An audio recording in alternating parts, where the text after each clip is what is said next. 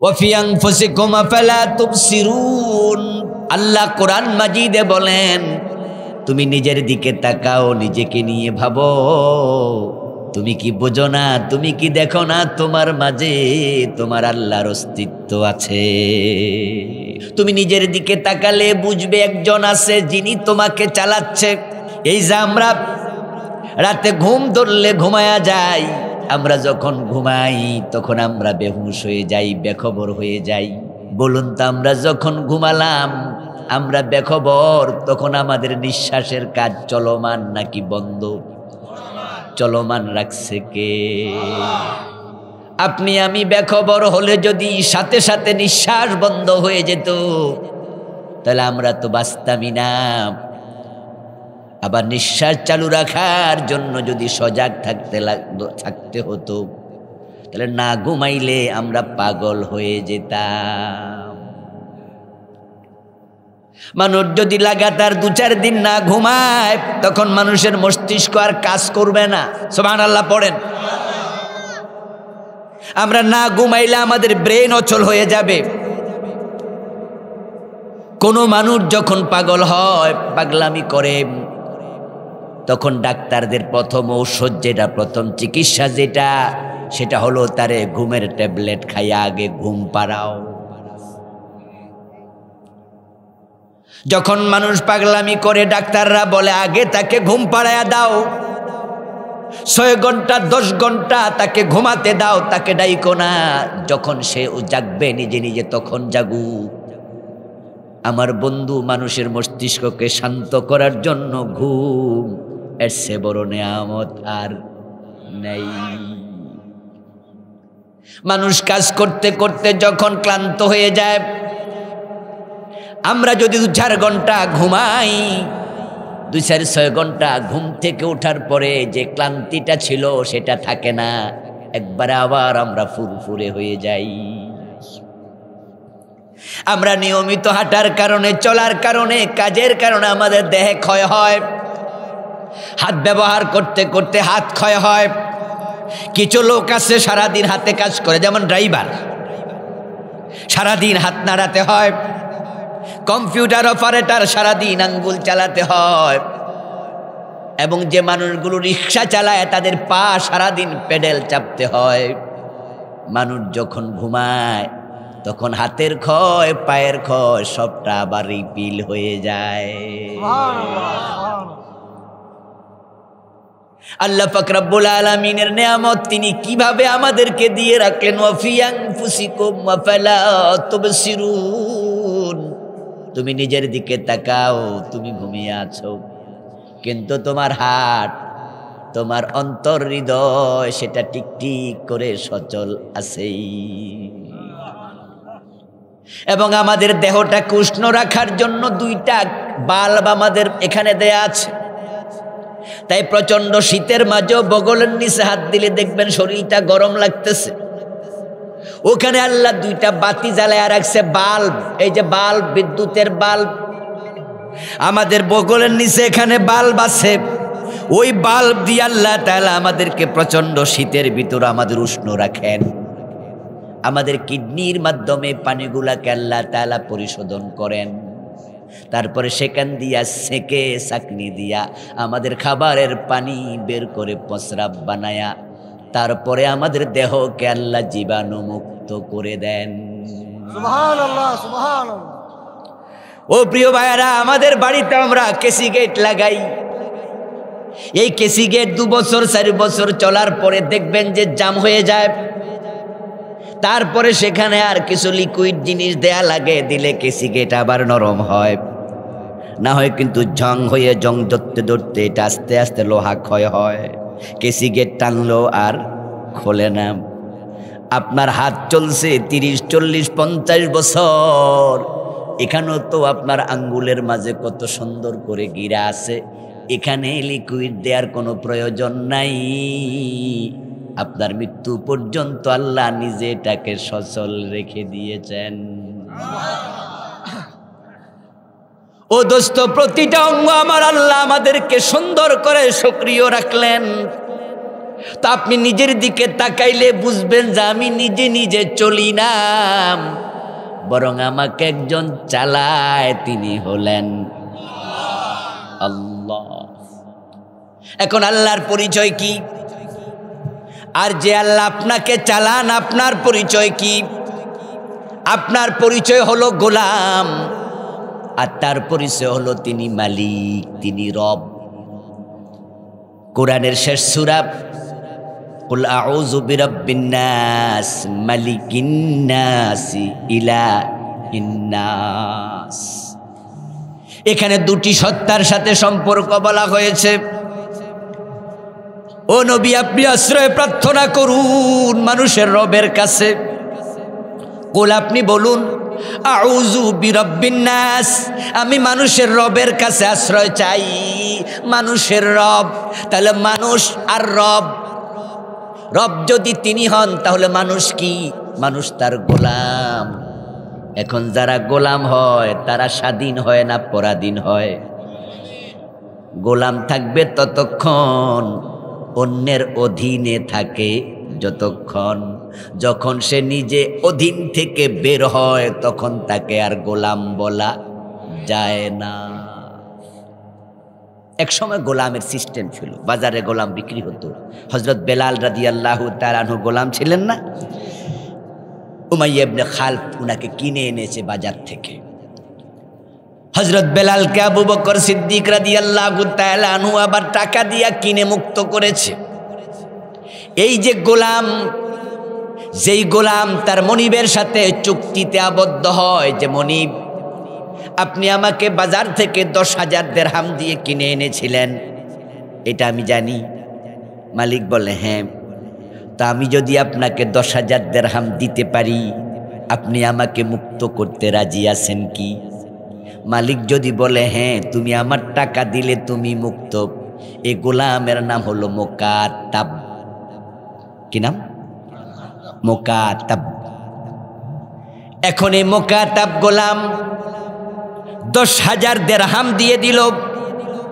10,000 দিরহাম দেওয়ার সাথে সাথে এখন তাকে আর গোলাম বলার কোনো সুযোগ নাই, সে একজন স্বাধীন মানুষ। তাহলে মুকাতাব গোলাম, গোলাম থাকবে ততক্ষণ, এ টাকা দেবে না যতক্ষণ। যখন টাকা দিল এখন মুক্ত, সে আর গোলাম নয়। আর যতদিন গোলাম ছিল মনিবের কাজ করতে সে বাধ্য ছিল। আজকে টাকা দিয়া সে মুক্ত, এখন মনিবের কথা শুনতে সে আর বাধ্য নয়। এবার বলুন তো, আমরা আল্লাহর গোলামি করতে চাই না মুক্তি চাই? আল্লাহর গোলামি থেকে বের হতে চান নাকি? বরং আমরা আল্লাহর গোলাম থেকে থেকে মরতে চাই। কারণটা কি? কোন কারণে আমরা আল্লাহর গোলাম হতে চাই? নবীজি মুহাম্মদ সাল্লাল্লাহু আলাইহি ওয়াসাল্লাম বলেছেন, কুনু ইবাদাল্লাহি ইখওয়ানা, তোমরা সবাই আল্লাহর গোলাম হয়ে যাও, ভাই ভাই হয়ে যাও, আল্লাহর গোলাম হও। আল্লাহর গোলাম হওয়ার জন্য নবীজি কেন বললেন আমরাও কেন হতে চাই গোলাম? তার কারণ হলো, আল্লাহর গোলাম না হলে আল্লাহ জান্নাত দেবেন না। হাসরের দিন মানুষকে আল্লাহ যখন জান্নাত দেবেন, তখন জান্নাত দেওয়ার আগে বলবেন, কি বলবেন? আমার সাথে পড়ুন যারা জানেন, ফাদখুলি ফি ইবাদি ওয়াদখুলি জান্নাতি। জান্নাত দেওয়ার আগে বলবেন ফাদখুলি ফি ইবাদি। ইবাদ শব্দটা আব্দুল শব্দের বহুবচন। আব্দুল মানে গোলাম, ইবাদ তার বহুবচন। ফাদখুলি ফি ইবাদি, ও হাসরের মাঠে উপস্থিত মানুষেরা, তোমরা আমার গোলামের কাতারে দাঁড়াও। তখন হাসরের ময়দানে উপস্থিত কোটি কোটি মানুষ থেকে তারা 120 কাতারে দাঁড়াবে। কয় কাতার? 120। এবার আল্লাহ বলবে ফাদখুলি ওয়াদখুলি জান্নাতি, এবার যারা এই কাতারে দাঁড়াইছো তারা আমার জান্নাতে প্রবেশ করো। মনে মনে ভাববেন তাহলে আমিও খারাই যাবো। ওয়াল আমরু ইয়াউমাইযিন লিল্লাহ, আপনি চাইলেও খারাতে পারবেন না, কারণ সেদিন পুরা নিয়ন্ত্রণ থাকবে কার?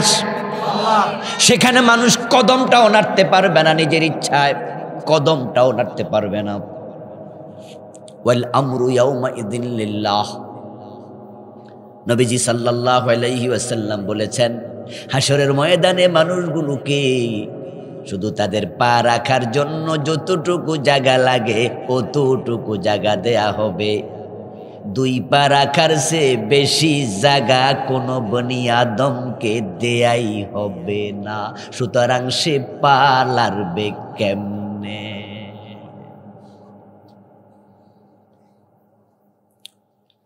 মাত্র 2টি কদম রাখতে যতটুকু জায়গা আপনার লাগে, এদিকে হয়তো 8 আঙ্গুল, এদিকে 4 আঙ্গুল। 1 পা রাখতে যতটুকু জায়গা, 2 পা রাখতে যতটুকু, রাসূল বলেন হচ্ছে বেশি বরাদ্দই থাকবে না। সেদিন আপনি চাইলো দৌড় মাইরা আল্লাহর বান্দাদের কাতারে দাঁড়ায়া যাবেন, সে সুযোগই নাই। তবে হ্যাঁ, আল্লাহ তাআলা যাকে চান নিজ দায়িত্বে সেখানে দাঁড় করাইয়া দেবেন। قال رسول الله صلى الله عليه وسلم يكشف ربنا عن ساقه فيسجد له كل مؤمن ومؤمنة ويبقى من كان يسجد في الدنيا رياء والسمعة فيذهب ليسجد فيعود ظهره طبقا واحدا। আপনি মনে চাইলে যে কিছু করতে পারবেন না, এটার প্রমাণ দেওয়ার জন্য আমি আরেকটা হাদিস পড়লাম, আরবিতে বাংলা শুনাই। রাসূলুল্লাহ বলছেন, শোনো, আল্লাহর নিয়ন্ত্রণটা বুঝো। আল্লাহ যখন হাসরের ময়দানে প্রকাশিত হবেন, মানুষ আল্লাহকে নিজের চোখে দেখবে। দেখার সাথে সাথে মুমিন মুমিনা নর নারী সেজদায় পড়ে যাবে। এই যে আমরা আল্লাহকে 30, 40, 50, 70, 100 বছর সেজদা করতেছি, আল্লাহকে চোখে দেখছি কয়দিন? দেখার শখ আছে না নাই? আরে যে আল্লাহকে পুরাটা জীবন সেজদা করলাম, যদি তাকে এক নজর দেখতাম তিনি কেমন, যেই রাসূলের উপরে পুরা জীবন ভর দুরূদ পাঠালাম, যদি এক নজর দেখতাম রাসূল দেখতে কেমন, কত আবেগ আমাদের।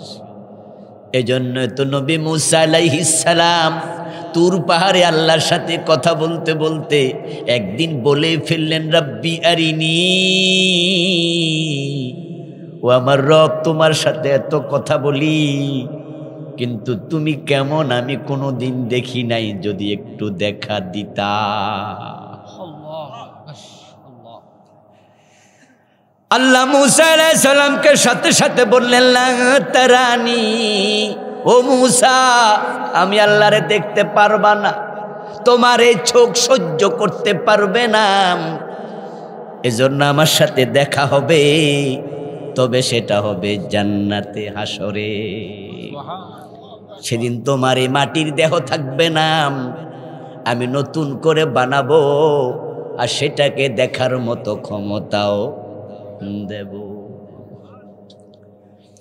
হাসরের ময়দানে মানুষ আল্লাহকে দেখবে, দেখার সাথে সাথে সেজদায় পড়ে যাবে। এখন হাসরের ময়দানে যারা সেজদায় পড়লো তাদেরকে দেখে যারা ওয়াক্তিয়া নামাজে ফাঁকি দিছে, জোহরে আছে আসরে নাই, মাগরিবে আছে এশায় নাই, 4 ওয়াক্ত পড়ছে কিন্তু শীতের কারণে ফজর পড়ে না, এমন লোক আছে নি?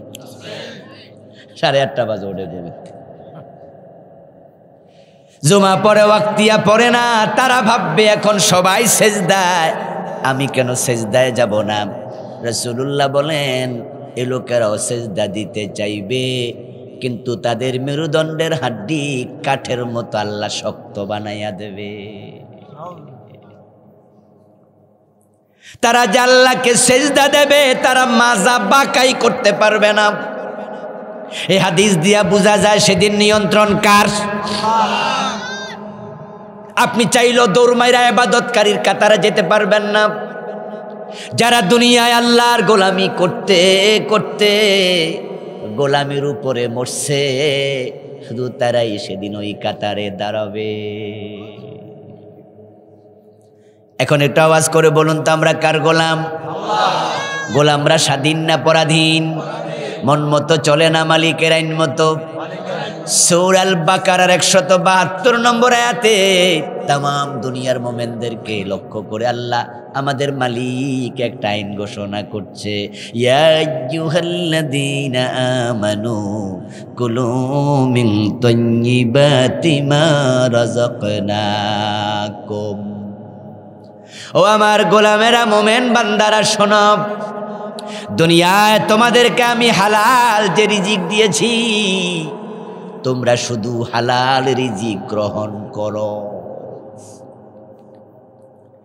লা তাকুলু আমওয়ালাকুম বাইনাকুম বিল বাতিল।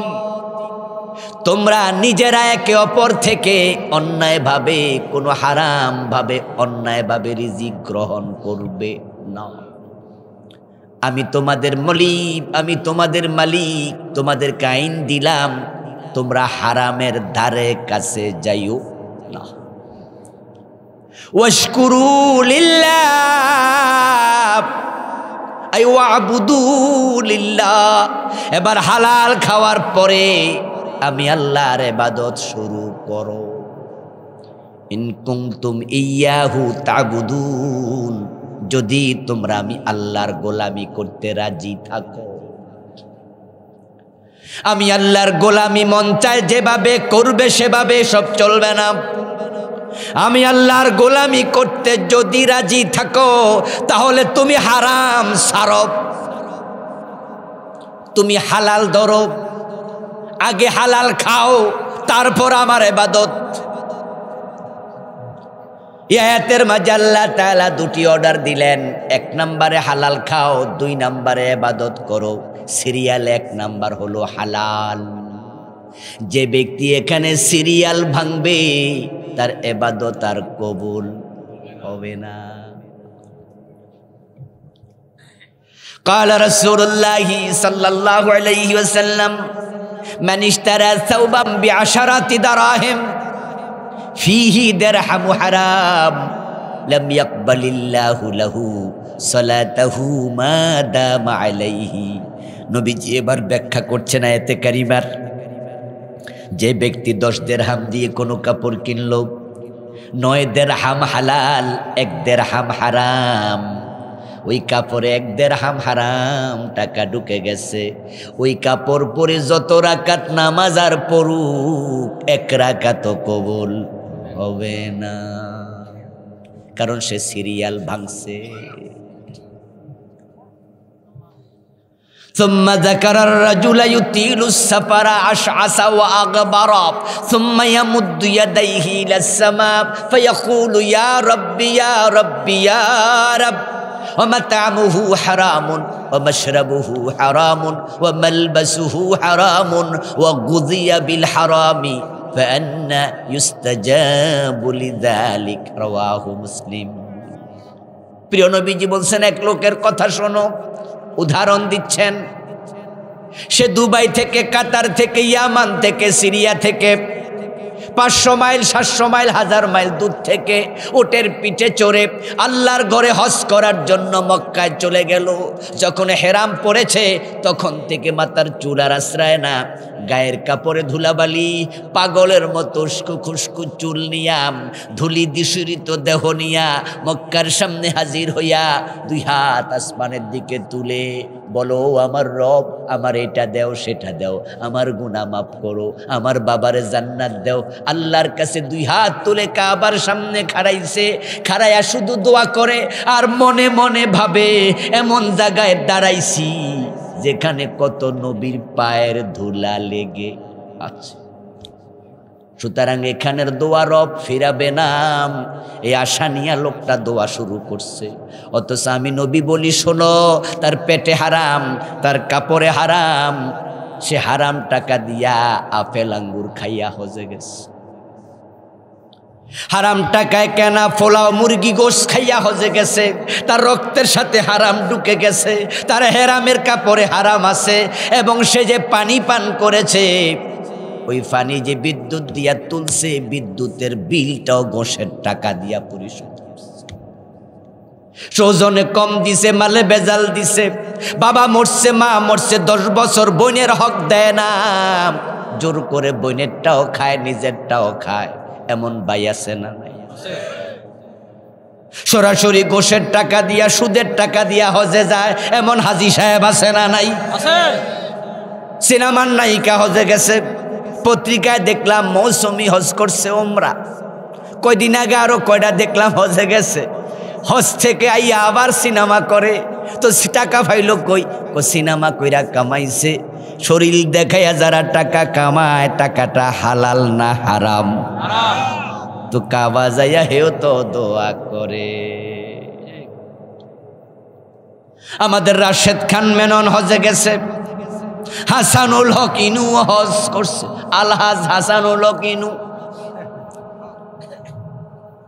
ও দোস্ত, যেই লোকেরা 24 ঘন্টা যদি বক্তৃতা দিত, ওই সময় আপনি দিতেন, 24 ঘন্টায় ইসলামের বিরুদ্ধেই বলতো।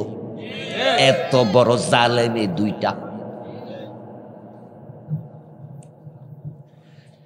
আল্লাহর দ্বীনের বিরুদ্ধে, আলেম ওলামার বিরুদ্ধে এত বড় দুশ্মন বাংলাদেশে খুব কম আছে। এই দুইটা আবার হাজি। এই দুইটা যখন হজে গেছে আর মিনায় যাইয়া পাথর মারছে শয়তান রে, নিশ্চয় শয়তান সেদিন কানছে। আমরা পাথর মারলে কান্দে না, হুজুর মানুষ তো মারবই। আর হেরা মারার সাথে সাথে কান্দা কইছে, দোস্ত তুইও মারলি, আমি না তোর বড় ভাই লাগি? কি লাগে? একই গোত্রের লোক, একই বংশের কাম করে। আর হেরা যদি পাথর মারে, দুঃখ রাখি কই? বুঝেন নাই? শয়তানে সেদিন কানছে, হেরাও বুঝি মার।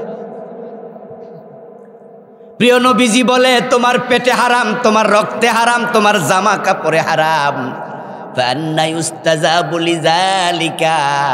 হারাম খাইয়া কাবার সামনে কেন, কাবার ভিতরে দূরে ঢুকে দোয়া করো, দোয়া কবুল হবে না। হারাম কাপড় পরে, হারাম খাইয়া নামাজ পড়লে নামাজ হয় না। হারামের সাথে সংশ্লিষ্টতা রেখে দোয়া করলে দোয়া কবুল হয় না। প্রশ্ন হতে পারে, কারণটা কি?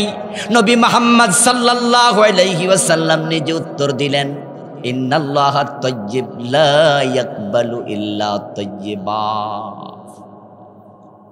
আল্লাহ নিজে পবিত্র, তিনি অপবিত্র কিছু গ্রহণ করেন না। ইন্নাল্লাহ, কোরআন শরীফের আয়াত শোনালাম, আবার বলুন তো আপনারা আমার সাথে, হালাল খাও এবং ইবাদত করো। অর্ডার কয়টা? 1 নম্বরে কোনটা? দ্বিতীয় কোনটা? এই আয়াতের মাঝে অর্ডার কিন্তু 2টা নয়, অর্ডার আছে মোট 3টা। একটা হলো হালাল খাও, আর একটা হলো ইবাদত করো, আর মাঝখানে আছে সিরিয়াল মেনটেন করো। ওয়ারকাউ ওয়াসজুদু, রুকু করো, সেজদা করো, দুটাই ফরজ। এবার বলুন তো আগে কোনটা? কথা কয় না। ওয়ারকাউ ওয়াসজুদু কোরআনের আয়াত, রুকু করো এবং সেজদা করো। এখানে অর্ডার কি 2টা না 3টা? ইয়েস, এখানে অর্ডার কিন্তু 2টা না, অর্ডার হলো 3টা। রুকু করো এবং সেজদা করো। যদি কেউ আগে সেজদা করে পরে রুকু করে, ওইবনি? তেহে যদি কেউ অর্ডার 2টা করছি তো, আমরা বলবো না, এখানে রুকু করো, সেজদা করো, এই 2টার সাথে আর একটা হলো সিরিয়াল মেনটেন করো। আপনি টয়লেটে ঢুকছেন, এখন তো টয়লেটের মাঝে ট্যাপ কল আছে, আগে তো আমরা লোডা ভরে পানি নিতাম না। আচ্ছা, লোডা বইরা পানি নিয়ে টয়লেটে ঢুকছেন, ঢুকিয়া দেখেন যে লোডা ছিদ্র পানি ফইরা যাইতেছে। মনে মনে ভাবলেন যে পানি যদি ফইরা যায় কামে লাগবো কেমনে, আগে লাগাইলেই। আপনি লোটা ছিদ্র দেখা যদি পানি আগে খরচ করে বইয়া থান, পবিত্র হবেন তো? কেন পানি তো খরচ করছেনি না, কেন? কারণ সিরিয়ালে পেঁচ লাগাইছেন। ট্রেন গাড়ি দেখেছেন সবাই, সিরিয়ালের সামনে থাকে কি, বগি না ইঞ্জিন? কথা কয় না ভাই। সামনে কি? যদি এটা পিছনে দিয়া বগি সামনে দিয়া ধাক্কা মারেন, স্টার্ট করেন, চলবে তো? সব বগি খালে যাইব। আল্লাহ সিরিয়াল দে হালাল আগে খাও, এবাদত পরে করো। আর বাংলাদেশের লোকেরা অনেকেই গড় ফট্টা এই সিরিয়াল উল্টাইয়া ফেলছে, এবং উল্টানো শুরু হয়তো কোলে থাকতে। বাচ্চা কোলে বাবা সুদের টাকায় দুধ কিনা খাওয়ায়, অথচ আল্লাহ মুখ পবিত্র রাখছিল মায়ের পেটে। এই মুখ দিয়ে আল্লাহ তাআলা মায়ের থেকে কিছু খাওয়ায় নাই, খাওয়াইছে নাভি দিয়া। সুবহানাল্লাহ পড়েন। মায়ের সাথে আমাদের সম্পর্ক কি ছিল? প্রিয় ভাইরা, মা যখন কনসিভ করে, পেটে বাচ্চা আসে, তখন মায়েদের হায়েজ বন্ধ হয়। হায়েজ যখন বন্ধ হয় বিবাহের পরে, তখন এই খবর শুনে শ্বশুর শাশুড়ি মুস্কি মুস্কি হাসে, ঠিক না? আমার বন্ধু মা যখন শোনে, মাইয়া কয়, মা বুঝলাম না, আমার তো মিন্স বন্ধ। মা মুস্কি হাসি দিয়া কয়, আমি নানি হব। মহিলাদের হায়েজ বন্ধ হলে তারপরে বাচ্চা পেটে আসছে, আমরা বুঝি। আমার প্রশ্ন হলো, হায়েজের রক্ত গেল কোথায়? ও বন্ধু, আজকের বিজ্ঞান প্রমাণ করেছে হায়েজের রক্ত আল্লাহ তাআলা ওই বাচ্চার খাবার বানায়া সাপ্লাই দেয়। এই জন্য মায়ের রক্ত বন্ধ, মায়ের শরীর থেকে বাচ্চা খাবে। যদি ব্লাডও যায়, বাচ্চাও খায়, মা দুর্বল হবে। সুবহানাল্লাহ পড়েন। সুবহানাল্লাহ। বাচ্চা একদিক দিয়ে টানে, আবার মায়ের হায়েজের রক্ত বের হয়, তাহলে মা হয়ে যাবে দুর্বল। এই জন্য আল্লাহ ব্লাডটাকে ধরে রাখে, ওই পেটের বাচ্চাটাকে, রক্তটাকে খাবার বানায়া সাপ্লাই দেয়। তাই ডাক্তাররা বলে দেয়, মারে একটু ভালো খাওয়াইয়েন, পেটের বাচ্চা মোটা তাজা হবে। আমরা গর্ভবতী মারে আপেল আঙ্গুর বালা বালা খাওয়াই না? খাওয়াইলে এটা বাচ্চার খানা হয়, বাচ্চা এটা রক্ত থেকে পায়। এখন ওই রক্তটা হালাল না হারাম জানেননি? ধরেন আমরা যে রক্ত গা থেকে কাটলে রক্ত খাওয়া যাব, হারাম। আল্লাহ তাআলা আমাদের জন্য রক্তকে হারাম করেছেন। আর হায়েজের রক্তকে বলা হয় হুরমতে গালিজা, নাজাসাতে গালিজা। এটা আরো জঘন্য হারাম। নরমাল রক্ত গায়ে লাগলে কাপড় নাপাক হয় না, বেশি পরিমাণ লাগলে আমরা ধুইতে বলি। কিন্তু যদি সামান্য মশা কামড়াইছে, থাপ্পড় দিছেন, গায়ে লাগিয়া গেছে, নামাজ হবনি, হইব। কিন্তু রক্তটা হারাম, সে কাপড় হারাম করে না। কিন্তু হায়েজের রক্ত গায়ে লাগলে কাপড় ধোয়া লাগে, শরীরও ধোয়া লাগে। এটা হুরমতে নাজাসাতে গালিজা, হুরমতে গালিজা, জঘন্য হারাম। এখন ওই হারাম রক্ত আল্লাহ তাআলা বাচ্চার মুখ দিয়ে সাপ্লাই দেবেন না, কারণ এই মুখ দিয়ে সে আল্লাহর জিকির করবে, কালেমা পড়বে, কোরআন পড়বে, আল্লাহকে ডাকবে। তাই বাচ্চা মায়ের পেটে যখন ছিল, আল্লাহ মুখটাকে বন্ধ করে রাখছে, এইভাবে ঠোঁট লাগানো ছিল। মায়ের হায়েজের রক্ত, মায়ের নেফাসের রক্ত, মায়ের ভিতরে পানি, এই সবটার মাঝে বাচ্চা ঢুলছে। বাচ্চা একবারে ভাসমান ছিল, তার মুখ দিয়া কিচ্ছু ঢোকে নাই, আল্লাহ ঢুকায় নাই। নাভি দিয়া খাওয়াইছে, মুখটাকে পবিত্র রাখছে। আর পেট থেকে বাহির হয়ে আসলো, স্বামী থাকে এই ক্যান্টনমেন্টে চাকরি করে, একটা দোকানে দোকানদারি করে, বাড়ি থেকে মোবাইলে কল দিয়া জানাইলো তোমার তো বাচ্চা হইছে, বেটা হারাম টাকার ডানু দুধ কিন্না রেডি। আল্লাহ পবিত্র রাখলো মায়ের পেটে প্রায় 6 মাস বা তারও বেশি। বাচ্চা প্রথম 40 দিন ছিল নতফা বীর্য, দ্বিতীয় 40 দিন আলাকা রক্ত, তৃতীয় 40 দিন হলো মুদগা মাংসপিণ্ড। 340 120 দিন যখন পার হয়, আল্লাহ কোরআনে বলেন ফাকাসাউনাল ইজামা লাহমা, আমি ওই মাংসের ভিতরে হাড্ডি ঢুকাইয়া আবার মাংস দিয়া ঢেকে মানুষ বানাই। সুবহানাল্লাহ, আমি তার ডিজাইন কমপ্লিট করি, টোটাল স্ট্রাকচারাল ডিজাইন কমপ্লিট হলো, এখনো রূহ মায়ের পেটে আসে নাই। এবার আল্লাহ তাআলা রূহের জগৎ থেকে রূহটা পাঠাবেন, কিন্তু তার আগে একজন ফেরেশতা মায়ের পেটে পাঠাইয়া দেন। ও ফেরেশতা যাও, অমুক গ্রামে অমুক মহিলার পেটে আমি এক বান্দা বানাইছি, ওই বান্দার মাথার পাশে গিয়ে তুমি বসো, বসে তার তাকদীরটা লিখে কমপ্লিট করো। আল্লাহর অর্ডার এসে ফেরেশতা আসে, মায়ের নিঃশ্বাস দিয়া ওই ফেরেশতা তার পেটের ভিতরে ঢুকে যায়, তারপরে আপনার আমার মাথার পাশে বসেছে। ফায়াকতুবু আজালাহু ওয়া রিজকাহু ওয়া আমালাহু ওয়া শাকিয়ুন আম সাঈদ। আল্লাহর অর্ডারে 4টা জিনিস মৌলিকভাবে সে লিখে।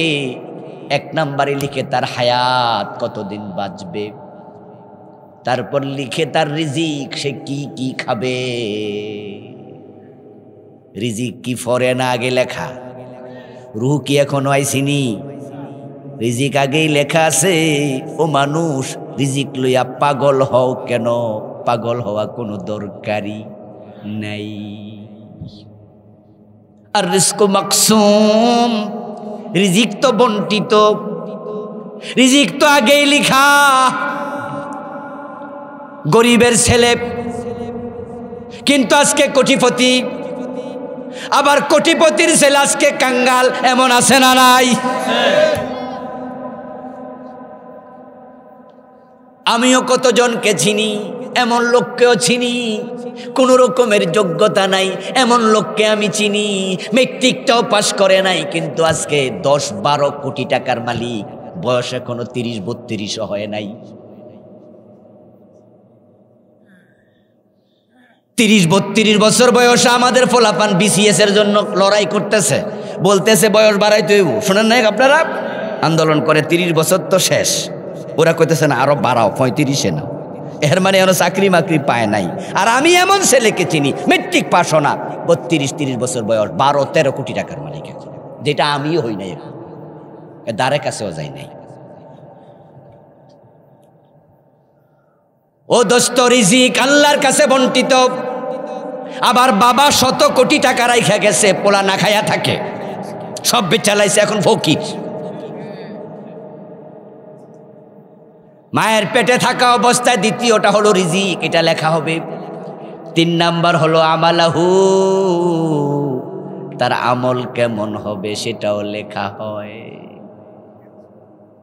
4 নাম্বার হলো লোকটা কি জান্নাতি না জাহান্নামী, সেটাও তখন লেখা হয়। এই কথা শুনে তো এক সাহাবী বলল, ইয়া রাসূলুল্লাহি আফালা নাত্তাকিলু, হুজুর তাহলে কে জান্নাতি কে জাহান্নামী এটা লেখাই যদি হয়ে যায়, আমল কইরা লাভ কি? তাহলে ওই তাকদীরের উপর ভরসা কইরা বইয়া থাই। রাসূল বলে না, আমালু আমালু কুল্লুন মুয়াসসারুন লিমা খুলিকা লাহু। প্রিয় নবী বলে না না, আমল করো, আমল করো, আল্লাহ যারে যে জন্য বানাইছে ওই আমল তার জন্য সহজ বানাইয়া দেয়। সুবহানাল্লাহ। ঠিক এই বন্ধু রাসূলুল্লাহর হাদিস যে কত সুন্দর, কত ঠিক, এই হাদিসগুলোর বাস্তবতা দেখে আল্লাহর নবীর উপর ঈমান আরো বেড়ে যায়। যারে যে জন্য বানাইছে তার জন্য আল্লাহ সেটাই সহজ করে। কারণ যে বেটা বিড়ি না খাইলে ঘুমে ধরে না, রাতের মাঝখানে উঠটা বিড়ি টানে। বিড়ি এমন প্রিয়, টয়লেটে বইয়াও খায়, এমন লোক আছে না নাই? অথচ সে বিড়ির গন্ধ 10 হাত থেকে শুনলে আমার বমি আইয়ে।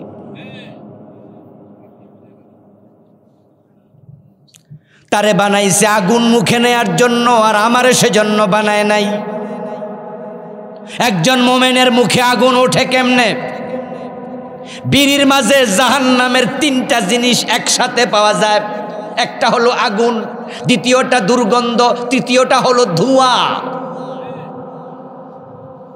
জাহান্নামের আগুনে ধোঁয়া থাকবে, জাহান্নামের আগুনে আগুন থাকবে, জাহান্নামের আগুনে দুর্গন্ধ থাকবে। বলুন তো 3টা একসাথে বিড়ির মাঝে আছে না নাই?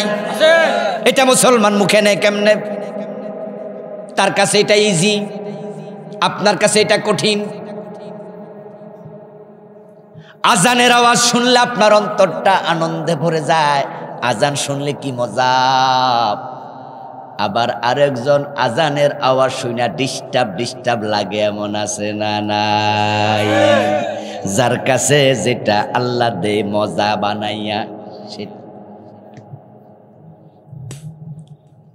আজকে ফজরের টাইমে ঘুমের কারণে ফজর কাজা, উঠে দেখেন সূর্য উঠে গেছে। সারাটা দিন আফসুস করতে করতে কাটে। আহারে হইল কি, দূর আজকে ঘুমায় থাকলাম, বউরে দমকায়, মাইয়ারে দমকায়, তোরাও ডাকলি না, তোরাও উঠলি না। শুরু হইলটা কি, ঘরে সবার নামাজ কাজা হলো, আহারে মন খারাপ। আবার আরেকজনের ফজরের টাইমে যাইয়া কলিং বেল টিপ দিচ্ছেন, এলাকার মেম্বার, চেয়ারম্যান, ভিআইপি লোক, কোনো জরুরত আছে তাই। বেডা সারাদিন আফসুস কইরা কয় সকালবেলার ঘুমটা ভাঙ্গা দিছে। হে অভিযোগ করে মানুষের কাছে, যেন আজকে একবার খুব খারাপ হয়েছে। কি হয়েছে? কই সকালবেলা আইয়া মিয়া কলিং বেল টিপা শুরু করছে, ফজরের টাইমে ঘুমটা ভাঙ্গা দিছি। এটা কি ওই লোক আমরা? দেখেন, আপনার ঘুম ভাঙে নাই, আপনি আফসুস করেন, আর হের ঘুম ভাঙছে, হে আফসুস করে। আল্লাহ যারে যেটার জন্য বানাইছে এটাই সহজ করে। আমাদের দেশে এমন মেয়ে আছে যে মেয়ে বলে, ওরে বাবা রে বাবা, আমার ক্লাসমেট কয়টা মাইয়া আছে বোরকা পইরা কলেজে আইয়ে এমনি নাকটা পর্যন্ত বাইন্দা রাখে, অক্সিজেন যে কোন দাগা দিয়া ঢোকে আল্লাহ জানে। আবার এখন যে গরম, এই গরমে যে কেমনে থাকে। আমার দোস্ত লক্ষ্য করুন, সে নিজে নেকাব পরে না, নেকাব যে পড়ছে সেটা নাকি কষ্ট। অথচ আমাদের যে মেয়েরা, বোনেরা নেকাব পরে কন্টিনিউ যায়, তাদেরকে যদি বলা হয় মুখ খোলো, সে কষ্টে হার্ট ফেল করবে। সে বলবে কি, আমার মুখ খুলবো কেন? অসম্ভব। পরীক্ষার হলে শুধুমাত্র চেহারা দেখাইতে বলেছে, তাই পরীক্ষা দেয় না এমন মেয়েও আছে। কয়দিন আগেই তো চট্টগ্রামে এক কলেজের টিচার, প্রিন্সিপাল সব গড়ে পরে মাপ চাইছে। মেয়েকে বলছিল চেহারা দেখাও, পরীক্ষার হলে মেয়ে বলছে কেন? যদি চেহারা দেখতে হয় কোনো মহিলা টিচার দেখবে, আপনি কেন? ও টিচার বলছে যে না, কোনো মহিলা টিচার নাই, আমরা পুরুষ মানুষ, অসুবিধা নাই। মেয়ে বলছে অসুবিধা নাই, কে বলেছে? আমি কোনো পর পুরুষকে চেহারা দেখাই অভ্যস্ত নই। বল তাহলে তোমাকে এক্সপেল করা হবে। মেয়ে বলছে যাই করেন করেন, কিন্তু চেহারা দেখাবো না। পরে এটা ফেসবুকে আসছে, এই কয়দিন আগের ঘটনা, 1 সপ্তাহ 1.5 সপ্তাহ। পরে সেনাবাহিনী যাইয়া পরে কন্ট্রোল করছে, পাবলিক ফেসবুকে পাইয়া ফেস দ্য পিপল এটা বিশাল রিপোর্ট করেছে। আমাদের সাইফুর সাগর কুমিল্লার সন্তান, হইসই শুরু হয়ে গেল। অনেক আলেম ওলামা এটা ফেসবুকে দিয়েছে। তারপরে এলাকার লোকেরা খেপে গেছে, পরে সেখানে প্রিন্সিপালকে পিটাইতে গেছে, সেনাবাহিনী যাইয়া মাপ ট্রাপ সাওয়াইয়া কন্ট্রোল করছে। দেখেন, একজন চেহারা খোলে না, প্রয়োজনে পরীক্ষা দেব না। আবার আরেকজন কয় যে মাইয়ারা নেকাব পইরা থাকে কেমনে? মানে কি, কুল্লুন মুয়াসসারুন লিমা খুলিকা লা। আল্লাহ যারে জান্নাতের জন্য বানাইছে, জান্নাতের চরিত্র আল্লাহ সহজ করে দেয়। ও সাহাবারা আমল করো, আমল করো। আমার প্রিয় ভাইয়েরা, 4 মাসে ডিজাইন কমপ্লিট হলো। এবার ফেরেশতা 4টা জিনিস লিখে মায়ের পেট থেকে বেরিয়ে যায়। তারপর রূহের জগৎ থেকে আল্লাহ রূহ পাঠায়। যখন মায়ের পেটে সন্তানের সাথে এসে তার রূহটা জয়েন হলো, জড়িত হলো, এবার বাচ্চা মায়ের পেটে নড়াচড়া শুরু করলো। মা নিজেও টের পায় বাচ্চা নড়তেছে।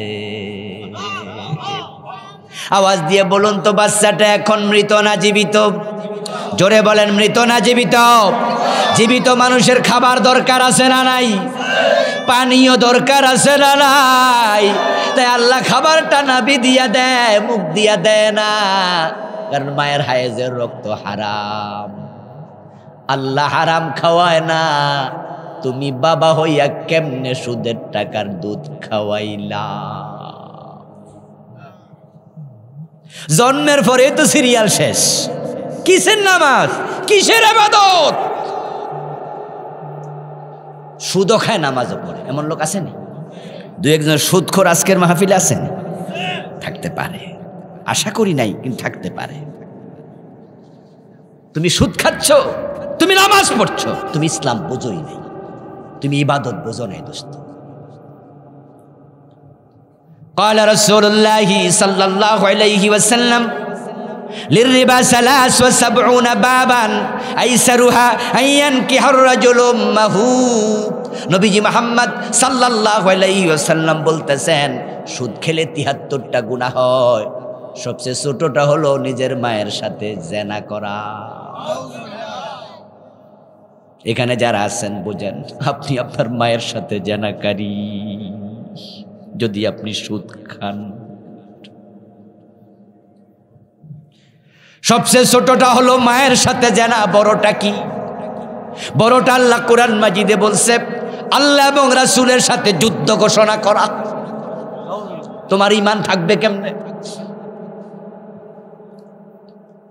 ইয়া আইয়ুহাল্লাযীনা আমানুত্তাকুল্লাহা ওয়া যারু মা বাকিয়া মিনার রিবা ইন কুনতুম মুমিনিন ওয়া ইন লাম তাফআলু ফাযানু বিহারবিম মিনাল্লাহি ওয়া রাসূলিহি। ও মুমিনেরা, আল্লাহকে ভয় করো, সুদ ছেড়ে দাও। যদি না ছাড়ো তাহলে আল্লাহ এবং রাসূলের বিরুদ্ধে যুদ্ধ ঘোষণা করো। মান আকালা দিরহাম রিবা ওয়া হুয়া ইয়ালাম আন্নাহু আশাদ্দু মিন 36 জিনা। নবীজি বলছেন, 1 টাকা যদি জেনে শুনে সুদ খায়, তার আমল নামায় 36 বার জিনার গুনাহ লিখে দেয়া হবে। 1 টাকা সুদ খেলে 36 বার জিনা হবে। 100 টাকা সুদ খেলে 3600 বার জিনা হবে। 1000 টাকা সুদ খেলে 36,000 বার জিনার গুনাহ হয়। ও দোস্ত, আর যদি তোমার মৃত্যুটা হয় এমন অবস্থায়, তখনও সুদে টাকা লাগানো, তাহলে তুমি মায়ের সাথে জিনাকারী অবস্থায় তোমার মৃত্যু হবে।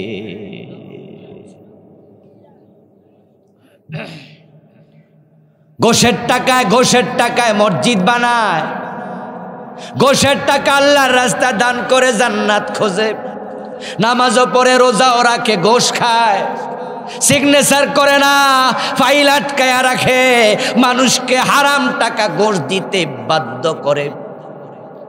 ঘোষের টাকা পকেটে নিয়ে মসজিদে দাঁড়ায় আর নামাজে খাড়ায়া কয়, ইয়াকা না'বুদু, আল্লাহ আমি শুধু তোমার গোলাম।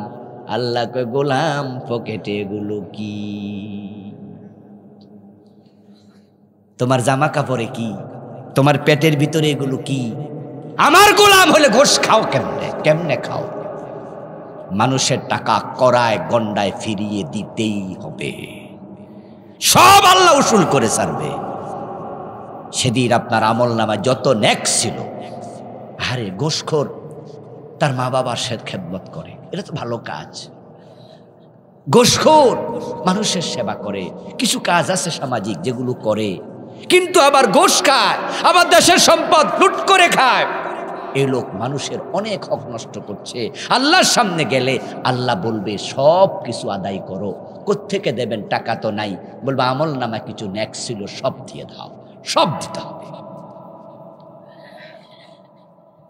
قال رسول الله صلى الله عليه وسلم من قطع ميراث وارثه قطع الله ميراثه من الجنة।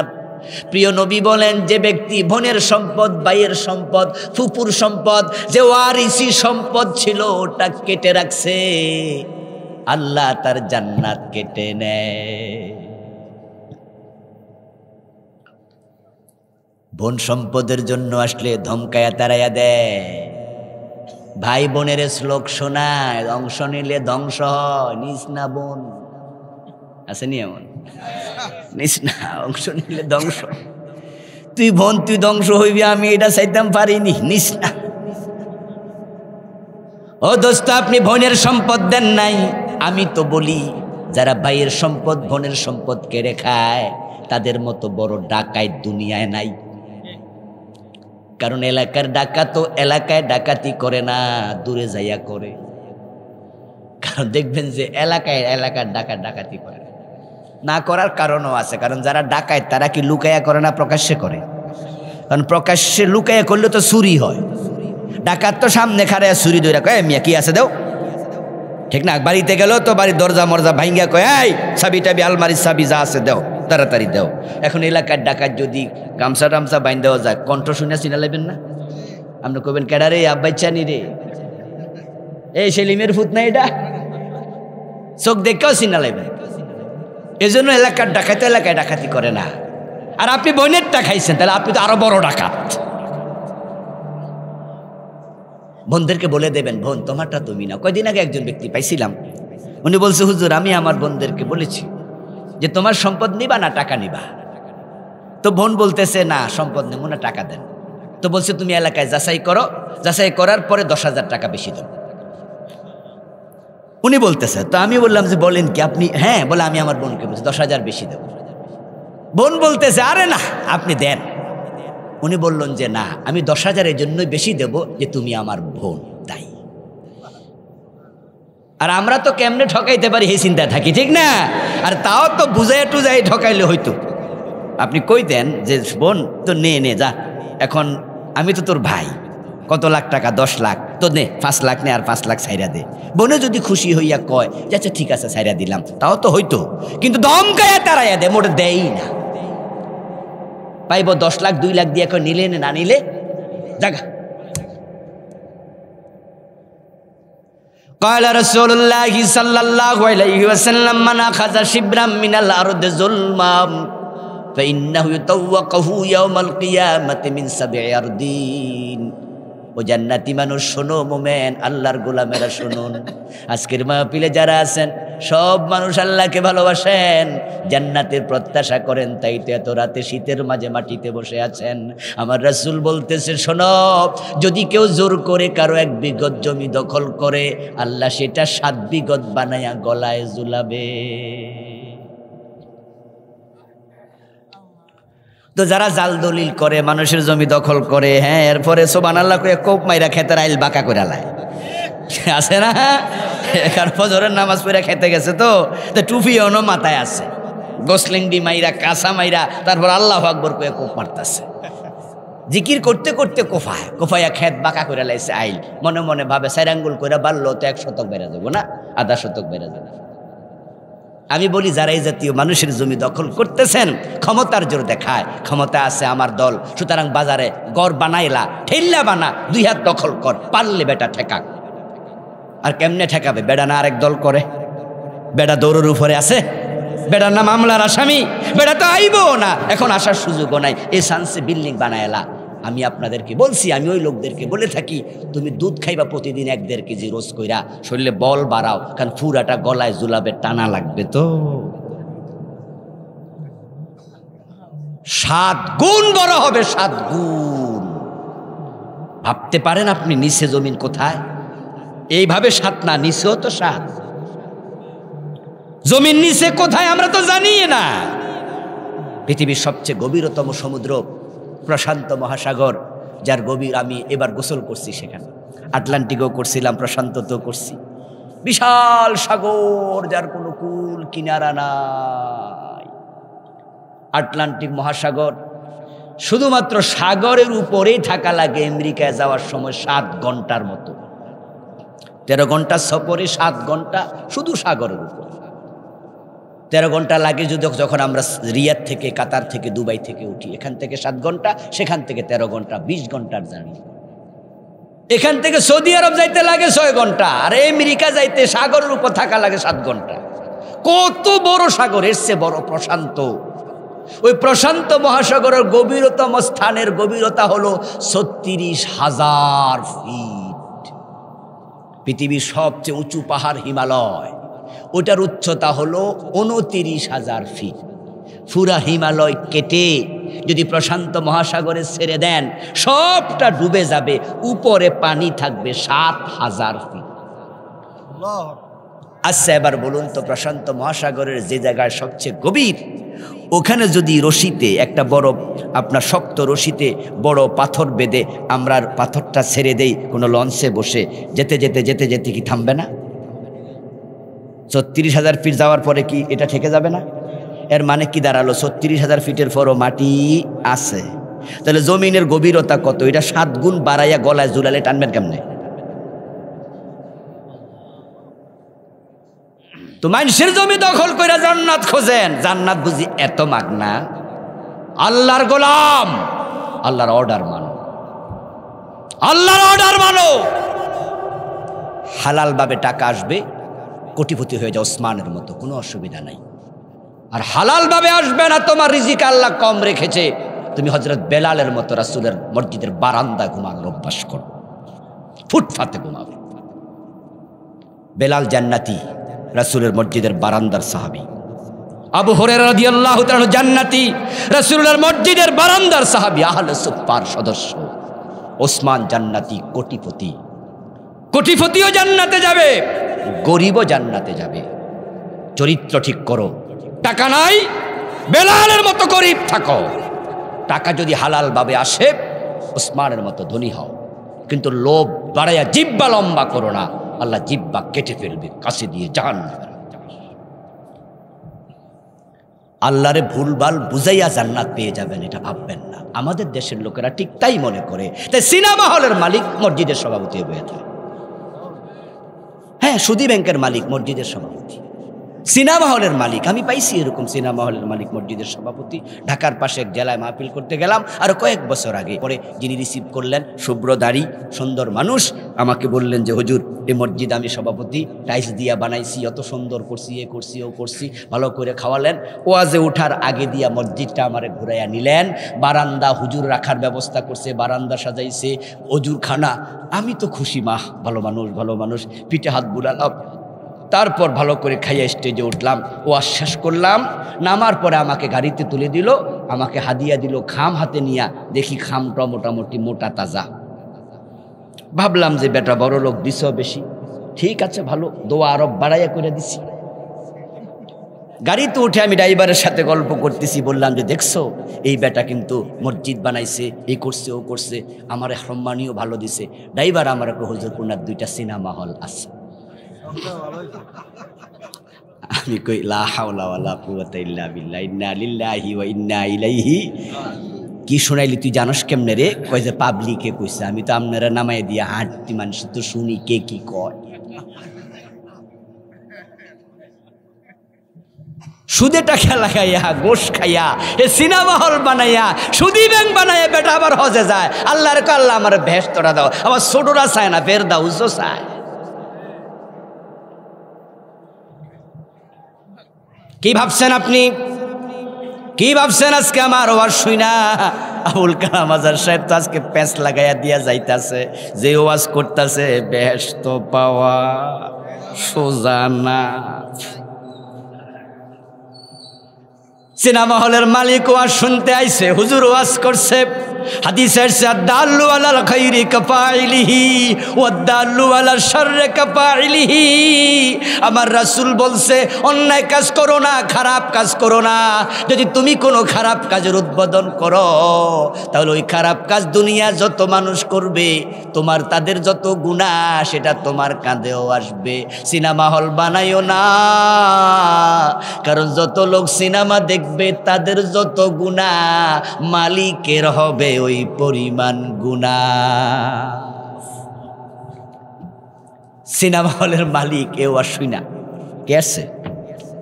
মেহমান বসতে দেন।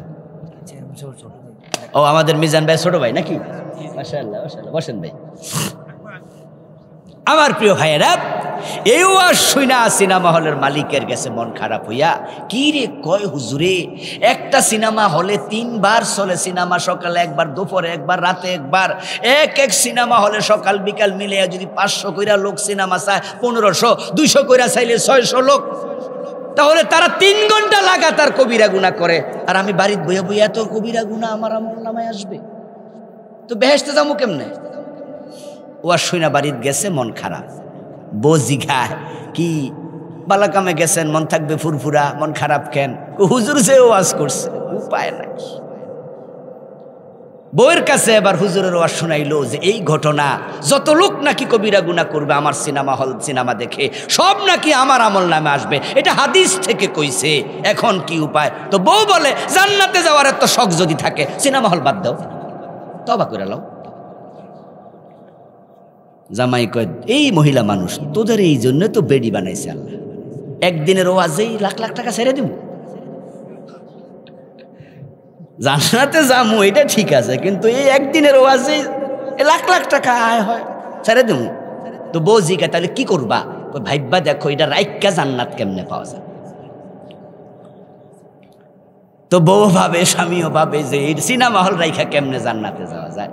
হঠাৎ মাথায় আসছে, আরে হুজুর না ওয়াজ করছিল মসজিদ বানায় আল্লাহ জান্নাতে ঘর বানায়, এটা তো ব্রেনে ছিল না। এই যে পাইয়া গেছি, আমার তো টাকার অভাব না, একটা মসজিদও বানাই দিল।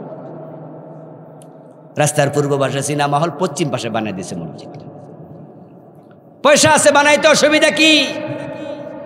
শুধু নামের জন্য মসজিদ বানায় এমন লোক আছে না নাই? নাম কামানোর জন্য মসজিদ বানাইছে।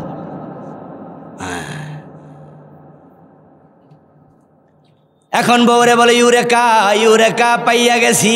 বউ কয়, কি? মসজিদ দিমু বানাইয়া, মসজিদ থাকবে কিয়ামত পর্যন্ত, সিনেমা হল তো আর কিয়ামত পর্যন্ত থাকবো না, হয়তো আমার যুগ না হয় ফোলা পর্যন্ত থাকবো 10-20 বছর। সিনেমা হলের গুনাহ বাম কাঁধে আসে, আসুক, মসজিদের ইবাদতের সওয়াব আসবে ডান কাঁধে, আসতেই থাকবে। সওয়াব আসবে একাদে, গুনাহ আসবে একাদে, সওয়াব গুনাহ কাটাকাটি, আমি মাঝখান দিয়া কোটিপতি।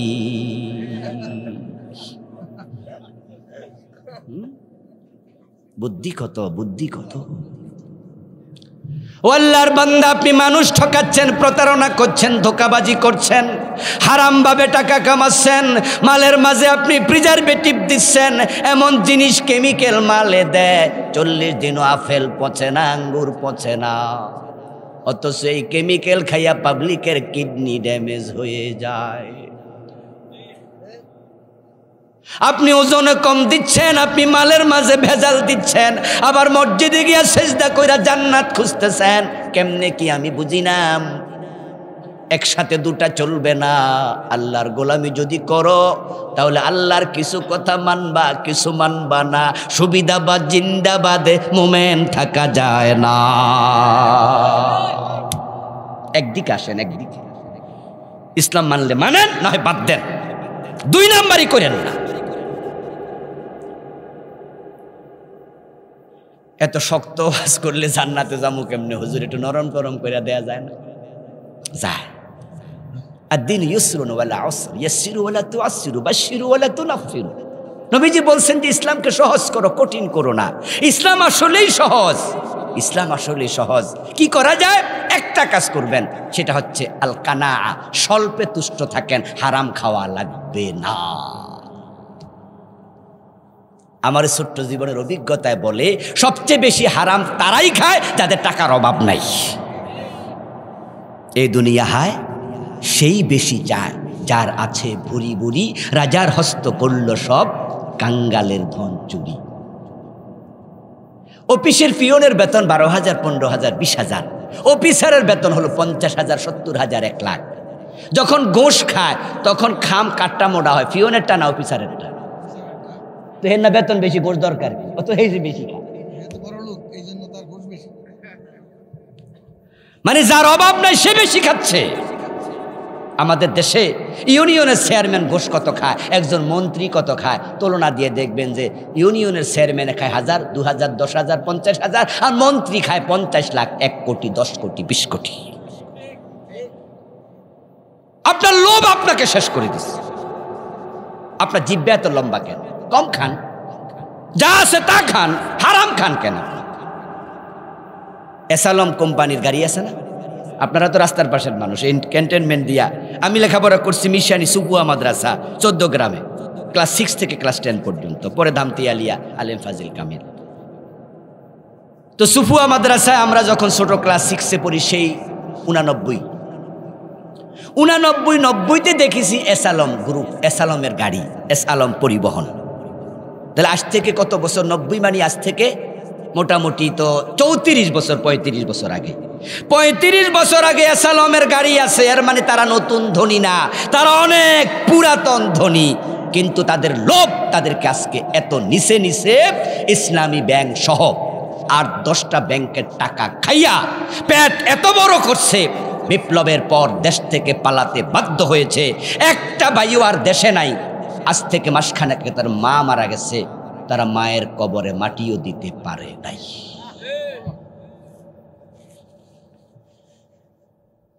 মায়ের জানাজার নামাজ আসতে পারে নাই, মাকে কবর দিতে পারে নাই। হাজার হাজার কোটি টাকার মালিক মায়ের জানাজা করতে পারলেন, একটা ছেলেও দেশে নেই, সব পলায় রইছে। আপনারা বলুন তো, এর চেয়ে কি ভিক্ষা করা ভালো না? কম খাওয়া ভালো না? দুনিয়া যদি এটা হয়, আখেরাতে কি হবে ভেবে দেখো। ও প্রিয় ভাই, সুদকার জন্য খান, ঘোষকার জন্য খান, সন্তানের জন্য, বউয়ের জন্য, মা বাবার জন্য, কেউ কারণ হয়, কেউ কারণ হয়, কেউ কারণ হয়। কবরে, আপনার কবরে কেউ যাবে না, জবাব দেবে না হাসরের দিন। মা দেখলে সন্তান পালাবে, সন্তান দেখলে মা পালাবে, বাবা দেখলে ছেলে পালাবে, কেউ কারো পরিচয় দেবে না। আপনার বউ আপনার পরিচয় দেবে না। সব আমলের হিসাব আপনাকে একা দিতে হবে, একা একা একা। আমাদের নিমসার গরু বাজার আছে, কোরবানির সময় গরু বাজারে দেখবেন যে মাইক হাতে নিয়ে অ্যাডভার্টাইজমেন্ট করে, প্রচার করে, এই পকেট সাবধান। বাজারওয়ালারা বলে পকেট সাবধান, গরু বাজারে পকেট মার বেশি থাকে তো তাই সতর্ক করে। পকেট মার 2 আঙ্গুলের কাজ করে, অতি সংক্ষেপে করে এবং এটা ইজিলি করে, কিন্তু ধরা খাইলে ভাদ্র মাসের তাল একটাও মিস হয় না।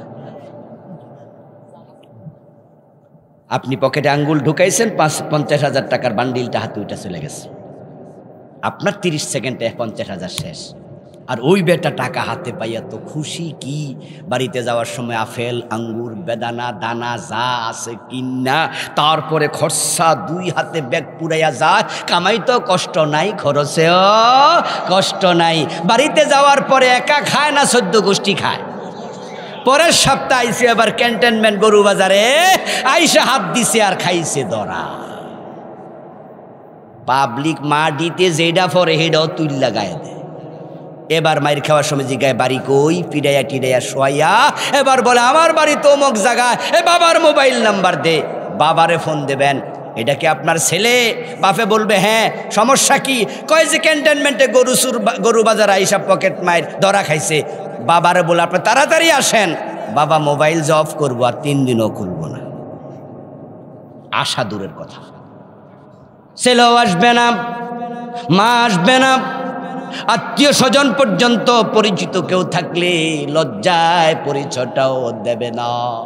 তুমি গত সপ্তাহে 14 গোষ্ঠী মিলা খাইছো, আপেল আঙ্গুর আজকে মাইরে একা খাও, তোমার সহযোগী দুনিয়াতে কেউ নাই, এবার আখেরাতে কি হবে ভেবে দেখো। প্রিয় ভাইয়ারা, আজকের মতো আমি শেষ করছি। আপনাদেরকে যে মেসেজ দেওয়ার চেষ্টা করলাম সেটা হলো হারাম ছেড়ে দেন। আমার আল্লাহ আপনাদের রব বলছে হালাল খাও, তারপরে ইবাদত করো। এখন বলবেন হুজুর যে হারাম খাইয়ে ফেলছি সেটার কি হবে? হারাম 2 প্রকার, একটা হলো বান্দার হক আর একটা আল্লাহর হক। যেটা আল্লাহর হকের সাথে আছে, সুদ খাইছেন, মদ খাইছেন, এমন কিছু আছে যেটা আল্লাহর হক নষ্ট করছেন, আজকে সিদ্ধান্ত নিয়ে আল্লাহরে জানাইয়া দেন, আল্লাহ এই সুদের সাথে আমি আর নাই, আমারে তুমি মাফ করো। তাহলে তওবার মাধ্যমে ক্ষমা পেয়ে যেতে পারেন। কিন্তু যেটা মানুষের হক, ওইটা আল্লাহর কাছে মাপ চাইয়া লাভ নাই। মানুষের হক মানুষের কাছে ফিরিয়ে দিতেই হবে, অন্যের হক আল্লাহ মাপ করেন না। এজন্য যারা মানুষের হকের সাথে আছেন জড়িত, আজকে বাড়ি যেয়ে দিয়ে দেন, বলে দেন যে এই বোন তোমারটা তুমি নাও, ভাই তোমারটা তুমি নাও, ও এলাকার চাচা, ও এলাকার আত্মীয়, আপনার জমিটা আমি জোর করে দখল করে রাখছিলাম এতদিন, আপনারটা আপনি নিয়ে যান। কেউ টাকা পাইলে টাকা ফিরিয়ে দেন, এরপরে আল্লাহর কাছে মাপ চান, তাহলে জান্নাত মিলবে। না হয় বিপদ সামনে আছে। এমন একদিন আল্লাহর সামনে যাবেন, সেখানে আর কোনো সাহায্যকারী নাই। আল্লাহ তাআলা আমাদের সকলকে হালাল ভিত্তিক জীবন চালানোর তৌফিক দিন। সবাই বলেন আমিন।